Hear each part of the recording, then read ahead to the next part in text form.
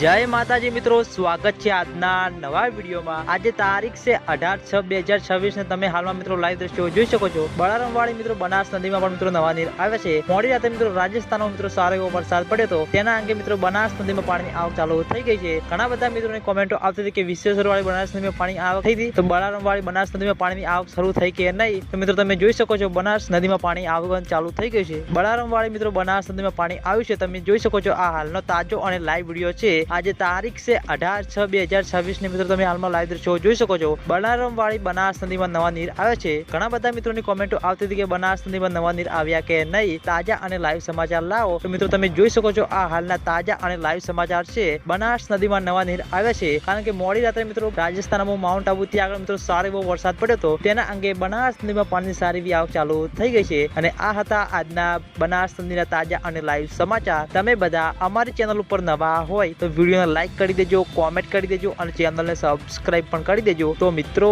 જય માતાજી।